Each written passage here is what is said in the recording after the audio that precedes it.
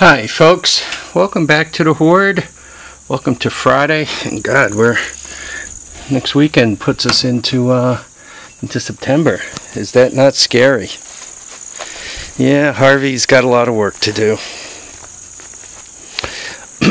Many of you know that the Honda TRX200SX is my favorite bike. So I'm always looking for engines on these for the 200SX, and the reason why is most of the engines you find are damaged right here. They're known for throwing the chain, and then once they throw the chain, the case is really thin here and it punches through, and so it's dented up a little bit here.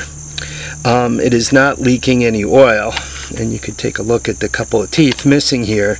You could just figure that it threw the chain. The TRX200SX is kind of renowned for having the back swing arm loosen up and the bearings in the back loosen up, and then with the amount of play that gives you, they're renowned for throwing the chain, and then it kind of folds over and gets dragged through, and it makes a mess here. Anyhow, I found this engine on eBay. It's a 1986. It looked really clean, so I figured I'd give it a shot. I paid with shipping. It was free shipping, but with shipping it was $275. And a lot of you guys would go, "What are you, smoking crack, clown?" No, these engines, they're hard to get, and especially if you get one that's not all torn up through here, that's a nice deal. I also got all the accessories. I'll show you that in a minute. Typically, even just looking at the engine itself as it sits here, given that you got the intake manifold, the intake stovepipe, so to speak, they typically sell these for somewhere around $30, and the starters they sell for somewhere around $50. So even as you're looking at just the block sitting here, that's a couple of nice deals. The engine's in nice shape. I looked it over, top, bottom, side, and all that. I mean, it's really in nice shape. Little tells, like this isn't all torn up. That's not torn up. The starter bolts, one's off, but they're not torn up. These don't look like they were ever off. He pulled the recoil off and included it, but he put the retaining bolts back in. It still has the neutral indicator here. Once again, shaft is not stripped for the shifter. Shaft is not stripped here, though it might need a new sprocket. So just a quick compression test on it. Right, I got those all in the right places.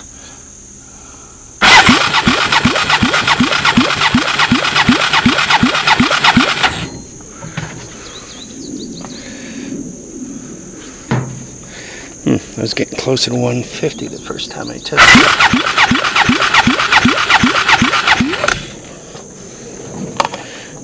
So dry compression test, it came in about 120. Not bad. It doesn't have any oil in it, so I can't complain about that. That indicates the motor itself is all solid, and came with all the accessories, you know. $30 to $50 bill, $50 to $75 bill. Came with all the wiring, starter relay,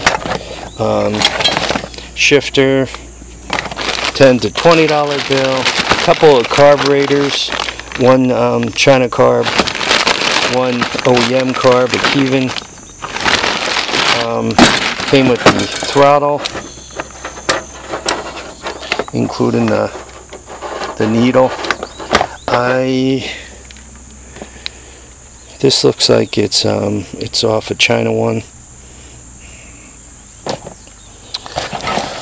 Came with the CDI, though normally I don't use the OEM CDIs, and it even came with the left-hand switches and the dashboard.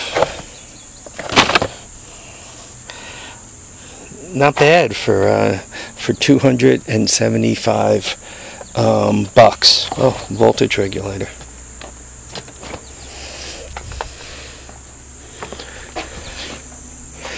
You know, after a while, you work on these so much, you just have like the wiring all memorized. Like, if I was handed this motor and I had to hook it up just as quick as pie, right? 2 yellow wires, what do they go to? 2-phase stator, and they go out to the voltage regulator. Green wire, once and always ground. Blue and white, that's coming from the pulse generator, and the black and red, right? That's the stator power, the AC power for the CDI. These wires, one of them does ground for neutral, and the other one does ground for reverse. I'm not sure which is which. I'd have to put my meter on them and then shift it into, well, one of them, given that it's in neutral now, one of them should be grounded, and then when you pop it into reverse, that one should become ungrounded to floating, and the other one should go to ground. That's how you light up the lights on the dashboard. These both have positive already going to them.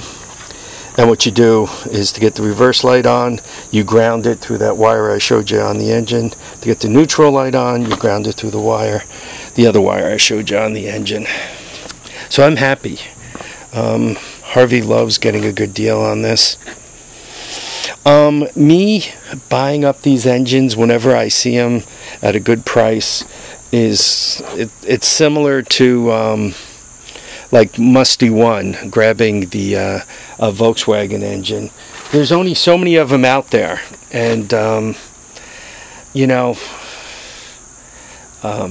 this engine I think was available until 88. This is an 86, but I think this was available to 88. And I can still put my hot little hands on 1 or 2 of these a year. Like for Musty One, if you're trying to get the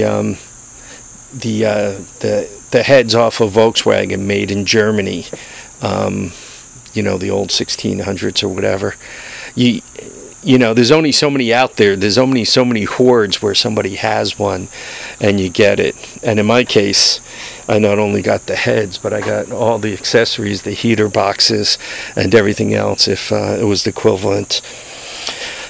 So there we are. I'm a happy camper. By the way, the guy packed it really, really well. He, I warned him that out by me, they like roll test all the packaging. So he got this blue tarp, the inner one, blue tote, and then he put this outer one around it, taped the heck out of it, and he put the engine in 3 bags, and then he put all kinds of cardboard and foam around it. The guy appears to be somewhat of a Harbor Freight kind of guy.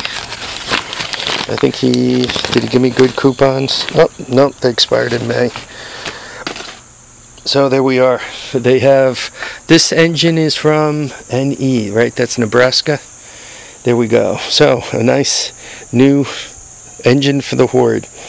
Anyway, folks, I want to thank you all for watching and commenting and subscribing. Remember to keep your feet down, keep your heads up, and please get out there and enjoy all your days. Bye now, folks.